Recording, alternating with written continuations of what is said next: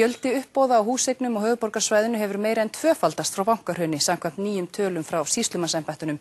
Magnúsi Magnússyni, sem missti heimili sitt á uppboði eftir að hafa orðið óvinnufær vegna hvítblæðis, var boðið af sýslumanni að leigja húsnæðið fyrir 320.000, sem þreföld sú upphæð sem hann greiddi af lánum sínum á mánuði og lenti í vanskilum með.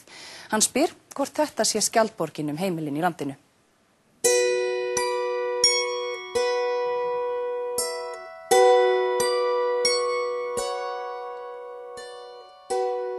Magnús Magnússon, kvikmyndagerðamaður, missti heimili sitt á uppboði í lok ágúst. Þetta gamalt hús við Elliðavatn sem stendur á mjög stórri lóð. Þegar það kemur að því að þú kveður þennan stað, hvaða tilfinningar bærast með þér þegar þú hugsar það? Það bara þannig, maður langar ekkert að lifa lengur. Það bara svoleiðis. Ég búinn að vera hérna að lifa og hrærast og haft þetta og svona og raunverulega sko, þá langar mann ekkert að halda áfram. Ég hef enga framtíð. Það engin framtíð hjá mér.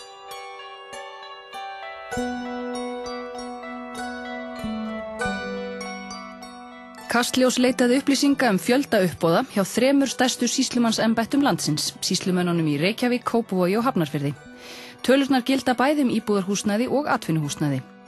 Velmegunar árið 2007 fóru fram 175 uppboð hjá þessum embættum. Bankahruns árið 2008 fjölgaði þeim tæplega 50% og voru 259. Aukningin hélst stöðu og var 44% árið eftir þegar 373 uppboð fóru fram. Og í ár 2010 fóru 435 uppboð fram til 1. september. Með sama áframhaldi verða þau 580 talsins allt árið, sem 123% aukning frá því fyrir hrun. Sýslumennirnir ákveða uppboð mánuð fram í tíman og eru samtals 283 framhaldssölur áætlaðar í septembermánuði, en getur fólk komið í veg fyrir þær, því allt til októberloka hægt að óska eftir frestun á uppboði í allt að 3 mánuði. Í lögum sem samþykkt voru í sumar sem áttu að bæta úrræði fólks í greiðsluvanda var því leyft að leigja húsnæðið í allt að 12 mánuði eftir uppboð. Fram að þessu hafa aðeins 47 nýtt sér þetta úrræði hjá sýslumönnunum í Kópavogi, Reykjavík og Hafnarfirði. Ég keypti það 1991 og þá var það bara lítið hús sem ég hef síðan byggt utanum og stækkað. Magnús hefur gert fjölda náttúru- og dýralífskvikmynda. Hann var kominn vel á veg með byggingu stúdíós á lóðinni og var bjartsýnn. Árið 2003 fékk hann hins vegar hvítblæði sem setti mikið strik í reikninginn. Hann á sterkum lyfjum til halda því niðri og ekki vinnufær. Þetta sem sagt verður til þess að náttúrulega laun hrynja og allt saman en mér hafði tekist þangað til fyrir 2 árum að halda þessu á floti. Leið hækkaði fasteignamatið í takt við hækkandi fasteignaverð.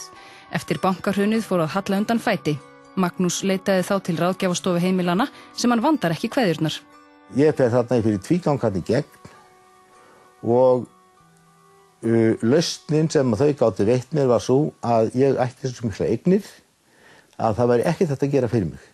Þú áttir að selja eignina frá þér? Ég átti að selja eignina frá mér, það var ekki hægt. Fasteignamarkaðurinn var hruninn og þar ríkti nánast alkul. Það var því engin leið fyrir Magnús að selja eignina. En þetta verður svo til þess að ég get ekki staðið í skilum. Og hvað þetta mikið sem þú greiðir af þessu þá á mánuði? Ég átti að greiða, það var komið upp í af húsunum rétt rúm 100.000. Magnús var einnig með gjaldeyrislán á bílnum sínum sem stökkbreyttist við fall krónunnar. Hann gat því ekki staðið í skilum og bíllinn var tekinn. Og síðan þetta bara endalausi stefnur og aftur stefnur og meiri stefnur.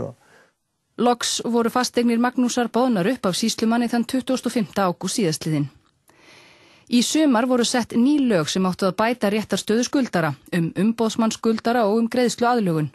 Þá getur eigandi íbúðar sem seld á uppboði fengið að vera þar áfram í allt að 12 mánuði gegn greiðsluleigu.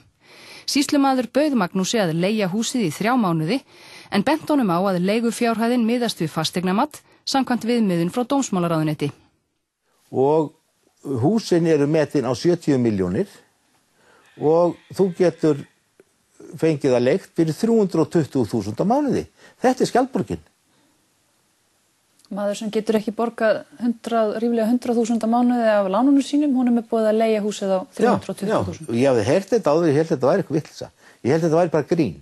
Ég held þetta væri eitthvað að gera grín að mér. En þetta er reyndin. 320.000 á mánuði fyrir að leigja húsin. Maður sem gat ekki greitt af 110.000 krónum á mánuði getur sjálfsög ekki greitt þrefalda þá upphæð. Er sýslumannsembættið ekki þarna að rukka allt og háa leigu fyrir þennan mann? Já, kerfinu er alltaf vandi á höndum þegar verið er að líta á einstök mál. Það er til eitthvað sem að menn horfa til og heitir jafnræðisregla, að menn búi við sömu reglur og sambærileg viðmið, en auðvitað viljum við að kerfið sé mennst og það séu sanngirni sjónarmið uppi.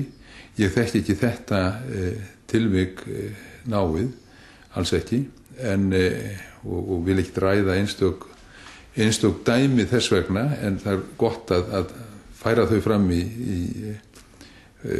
í dagsljósið, en ég vek jafnframt athygli á því að þetta er náttúrulega bara tímabundið úrræði. Síðan kemur hinn kaldi veruleiki til sögunar. Þó nokkurt skeið hefur verið hægt að fá uppboðum frestað og sem fyrr segir getur fólk allt til októberloka fengið uppboðum frestað í 3 mánuði. En varðandi frekari fresti þá erum við náttúrulega að skoða þessa stöðu. Því er ekkert að leyna að Alþjóðagjaldeyrissjóðurinn hefur verið mjög gagnrýninn á þessa fresti. Hann var gagnrýninn í vetur þegar að fresturinn var framlengdur. Honum er ekki gefið þetta. En við að sjálfsögðu hljótum að meta stöðuna í ljósi þess sem að við teljum vera rétt. Það er enn að koma í ljós hvernig þessi úrræði sem að hafa verið lögfest koma til með að gagnast fólki. Og þá er ég að horfa til greiðsluaðlögunar og nýtilkomins embættis umboðsmanns skuldara, og síðan er það hópmálsóknin sem er að komast í gagnið líka. En það eru ýmis álitamál upp og ég geri mér engar vonir það að allur vandi sé að bæti því fer fjarri. Hvernig er staðan hjá þér núna, varðandi húsnæði og svona horfur? Sko, í raun og veru er það þannig að ég verð bara upp á ykkur aðra komin. Það er bara þannig. Ég á ekki séns í að leigja mér húsnæði. Það er búið að setja þetta þannig að venjulegt fólk, millistéttar fólk, kennarar og bara fólk sem er á venjulegum launum með fulla heilsu, það er búið að koma því þannig fyrir og er verið að koma því þannig fyrir að það verði ekki hægt að fyrir þetta fólk að búa í húsum. Það kom fram í máli þingmanns og þingjum daginn að það væru 40.000 fjölskyldur á Íslandi sem næði ekki endum saman. Þessi úrræði sem við höfum verið að tala hérna núna og hefur stundum verið kallað skjaldborgin. Finnst þér þessi úrræði verið að virka? Mörg úrræði sem að eru í boði og eru núna að líta dagsins ljós að virka og ég vona að þau muni leysa vanda mjög margra. Staðreyndin hins vegar sú að efnahagskerfið, fjármálakerfið á Íslandi hefur hrunið og við reynum að feta okkur áfram út úr stöðunni. Við erum ekki búin að gefa eitt eða neitt upp á bátinn, en við höfum reynt að grípa þó til almennra úrræða sem byggja þó á þessum sértæku lausnum, og það er greiðslu aðlögunin, og ég hef þá von í brjósti að hún eigi eftir að bjarga mörgum heimilum. Hvað finnst þér þá stjórnvöld og hvað þau hafa gert? Mér finnst þetta er í fyrsta skipti, ég hef nú séð ýmislegt, þetta er í fyrsta skipti sem að ég er sko hræddur. Ég er hræddur fyrir hönd þjóðarinnar. Ég er logandi hræddur að þau raunverulega fari með okkur til helvítis.